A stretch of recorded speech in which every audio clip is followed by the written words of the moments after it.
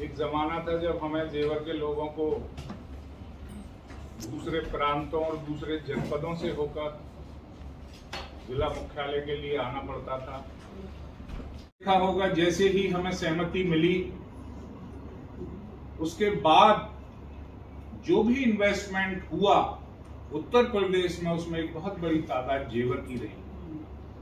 Corona के वह 2 साल जब पूरी दुनिया आर्थिक मंदी में थी उस वक्त भी जेवर क्षेत्र में काफी निवेश हुआ और मुझे बड़ी खुशी है कि जेवर क्षेत्र में जहां से मैं विधायक हूं वहां 500 फॉर्चून कंपनी स्थापित हो चुकी हैं।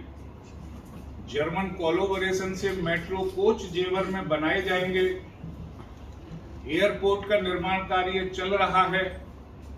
तो ये जब सारा सिनारियो डेवलप हो जाएगा तो मुझे यह कहने में कोई अतिशयोक्ति नहीं है कि यह क्षेत्र देश का ही नहीं वरन दुनिया का एक अति विकसित क्षेत्र होगा और देश और प्रदेश की जीडीपी में इस क्षेत्र की वजह से एक बहुत बड़ा हिस्सा तय होगा। मुख्यमंत्री चाह रहे थे कि हमारे हवाई जहाज सिंगापुर में रिपेयर होते हैं। यहाँ मेंटेनेंस रिपेयर हब की योजना बनाई गई जिसके लिए और जमीन की आवश्यकता पड़ती, क्योंकि जिस तरीके से इन्वेस्टर ने यहाँ अपना इंटरेस्ट दिखाया उसकी वजह से ये लगने लगा कि एयरपोर्ट का विस्तार किया जाना शीघ्र ही आवश्यक है।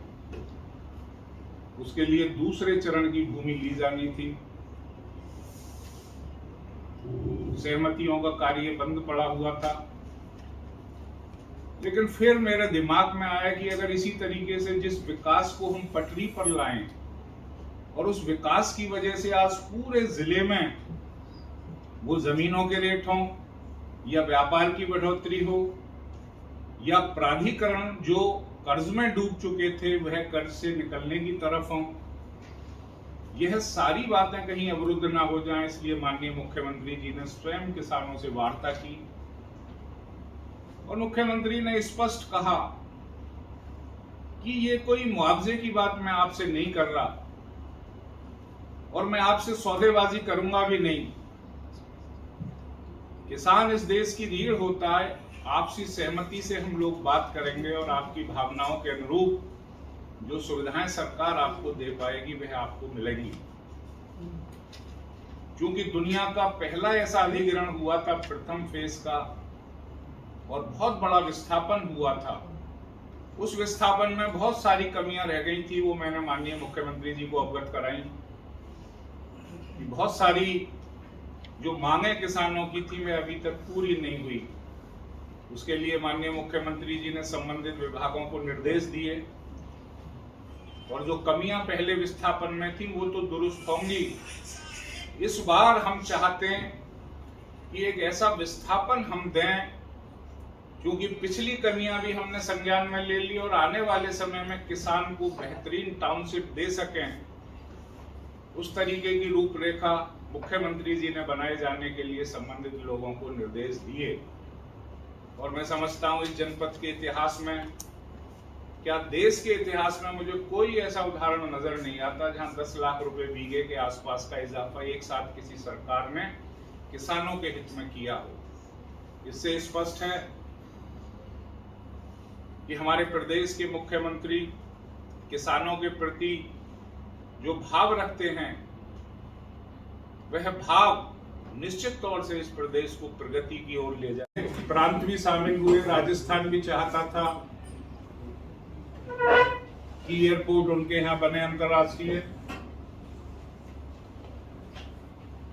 और उत्तर प्रदेश में भी बहुत प्रतिस्पर्धा थी कई जिलों में कि यह एयरपोर्ट उनके जिले में अंतर्राष्ट्रीय बने। हरियाणा के पास चूंकि 5000 एकड़ का लैंड बैंक था, उन्होंने भी उड्डयन मंत्रालय को अपना प्रस्ताव प्रस्तुत किया,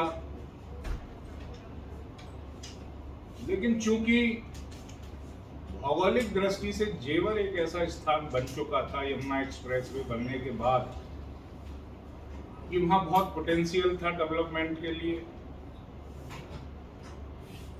विधानमंडल दल की पहली बैठक में, क्योंकि मैं 2017 में विधायक बन गया था और क्षेत्र का पिछड़ापन मैंने स्वयं महसूस किया था, और वो जमाना मैंने देखा था जब लोग नौकरी करने के लिए अन्य प्रांतों को जाया करते थे। तो उस वक्त कहीं ना कहीं मैं सोचता था वह दिन कब आएगा जब जेवर भी इस लायक बन पाएगा कि अन्य प्रांतों के लोग हमारे यहाँ उद्योग धंधे स्थापित करें और रोजगार के लिए आए। तो जब यह स्थान सुझाया गया विधानमंडल दल की बैठक में और यह बताया गया कि 10 लाख रोजगारों का सृजन हम कैसे प्रदेश के लोगों के लिए कर सकते हैं, तो उसके लिए जेवर मुफीद जगह है। अंतरराष्ट्रीय एयरपोर्ट अगर जेवर में बनेगा तो कनेक्टिविटी के लिहाज से और राष्ट्रीय राजधानी क्षेत्र में होने की वजह से और दिल्ली एयरपोर्ट नजदीक होने की वजह से वहां ज्यादा संभावनाएं रहेंगी लोगों को सुविधाएं देने की। यह वही इलाका था जहां 2 इंच जमीन के लिए गोलियां चलती थी, आपको याद होगा बच्चा 500 का आंदोलन। तो उसी भावना के साथ प्रदेश के मुख्यमंत्री ने इस प्रोजेक्ट को आगे बढ़ाया और सन 2018 में एक समय ऐसा आया जब किसानों ने सहमति देने से मना कर दिया और इलेक्ट्रॉनिक मीडिया में ये खबरें आने लगी कि हरियाणा शायद इस एयरपोर्ट को ले जाए।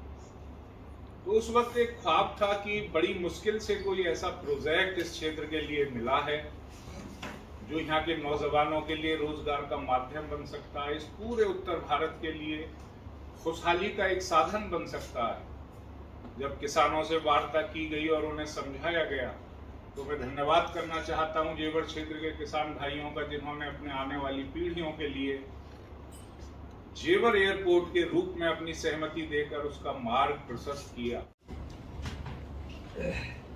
और एक ऐसे विजनरी मुख्यमंत्री हमें मिले योगी आदित्यनाथ जी के रूप में, जिनकी सोच शुरू से रही इस प्रदेश की 25 करोड़ आवाम की खुशहाली कैसे हो। इस सोच के साथ उन्होंने इस प्रदेश की कमान संभाली